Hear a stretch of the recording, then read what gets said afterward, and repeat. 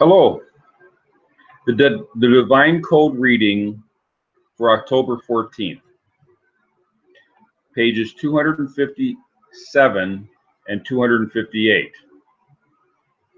We're starting a new unit, part 3, the Prohibition of Blasphemy, including the laws of vows. There's 5 parts to this. The introduction by Rabbi J. Emmanuel Choquette. Chapter 1, the obligation to respect God's name and what is forbidden as blasphemy. Chapter 2, obligations to revere and fear God. Chapter 3, laws of vows and promises. In Chapter 4, annulment of vows and promises and vows made according to the public's understanding.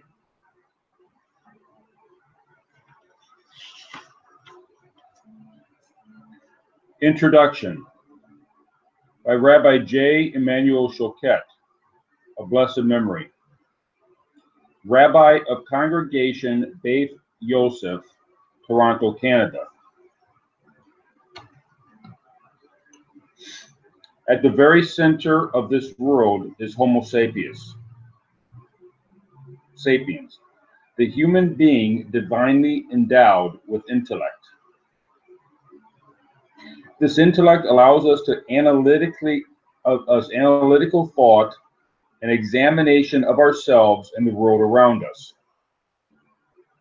Without divinely endowed criteria for truth and moral values, however, our critical thinking is abstract and theoretical at best, and obviously susceptible to error. So humans, on a level totally beyond what animals do.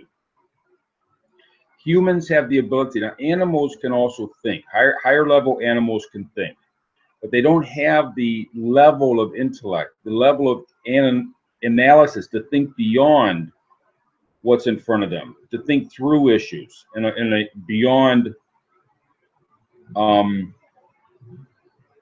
what they're able to figure out. An animal can figure out what's in front of them and certain patterns, but the animal does not have the capacity to think outside of what's in front of him and the patterns that he's associating with it. Humans have this ability to think outside of ourselves, outside of our life experience. But what do we do with this ability, this God-given ability? Needs something to hold on to that's outside of ourselves. And without that something to hold on to with this which is outside of ourselves, our intellect is just random, and it's not really accomplishing anything.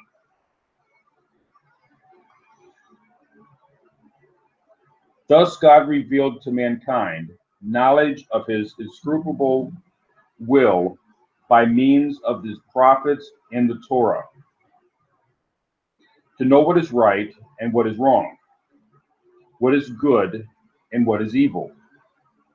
The divine revelation of the Torah at Mount Sinai and the divine designation of Moses as the foremost prophet for all time set forth the ultimate test for the truth of future prophets, that is compatibility with the Torah and its eternal commandments. Even so, this legal and moral code is meaningful only when it applies to the other special gift endowed upon humans, namely freedom of choice to follow or reject proper conduct.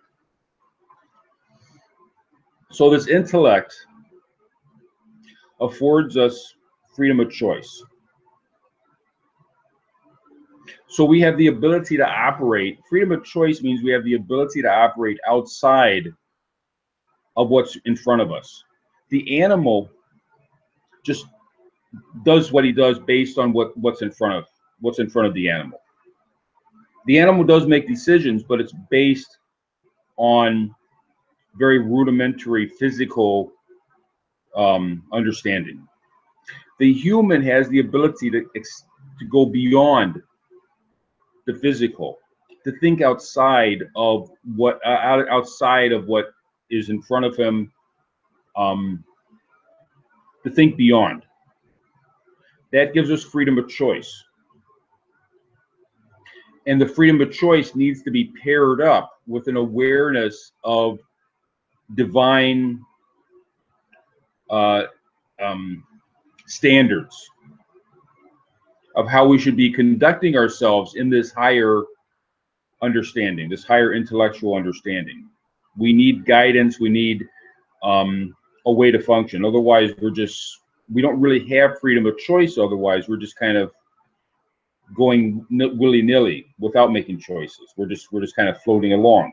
We need the moral guidance.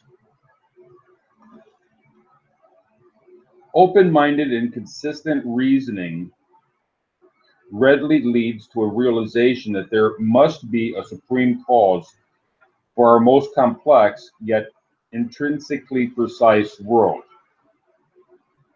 Thus, we arrive at the recognition and acknowledgement of God as creator, sovereign, and sustainer of the universe. This acknowledgement is not only an intellectual conclusion, but of itself has practical implications.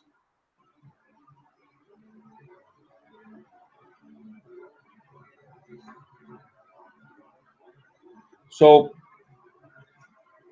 because of the nature of this world, the idea that it just kind of came together would just to believe that it randomly happened without a guiding principle behind it would not explain the way the world exists in such a complex manner,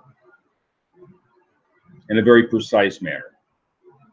Therefore, we conclude that there is some kind of creator, and that the creator is still involved with the creation.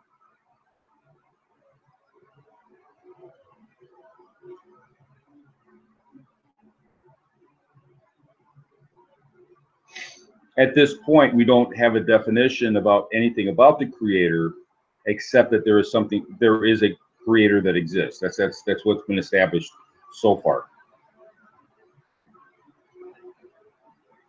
Noting that life, health, and human needs and blessings emanate unceasingly from the creator, we must surely acknowledge that in thought, speech, and action. So we need to align ourselves in a manner with our actions, with our thought, our speech, and our actions. We need to align ourselves with whatever it is that this creator is doing. We need to sort of find out how to work in a proper manner with the creator that created the universe, created ourselves, and created the universe that we're functioning in. Again, otherwise we're just kind of, floating this way or that without any guidance. We're just kind of, we wouldn't have any point to our existence unless we somehow could ascertain what the point of the universe is.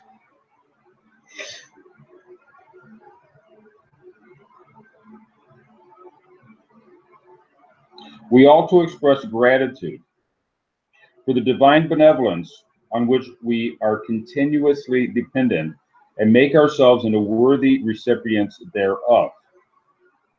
This is the concept of worshiping God that applies equally to all, Jew and Gentiles alike. So the concept of worshiping is to align ourselves and have gratitude for the world that exists, our own existence, have gratitude for this, and to look to serve in the manner that is consistent with the purpose of the universe existing, and an acknowledgement of the creator of that universe.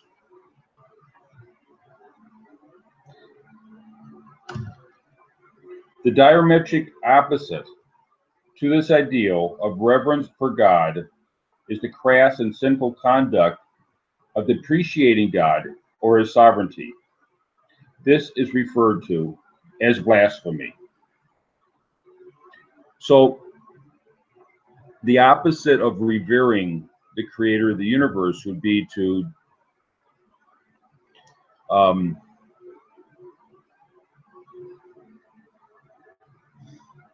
depreciate the creator of the universe,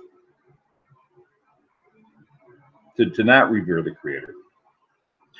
To lower the statute of the creator of the universe is what's being referred to here as blasphemy.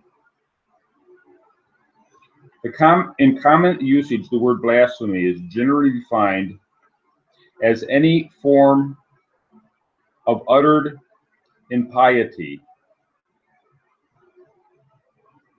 irreverence, or sacrilege against God. These are acts of defiance seeking to impair the appropriate respect and reverence for God. So there's going to be certain definitions to the word, to what's called blasphemy. And right here, it's speaking in a very general term, a very, kind of in a common culture, real understanding of the term. And then in tomorrow's reading, we'll be looking more at what the biblical definitions are. Thank you.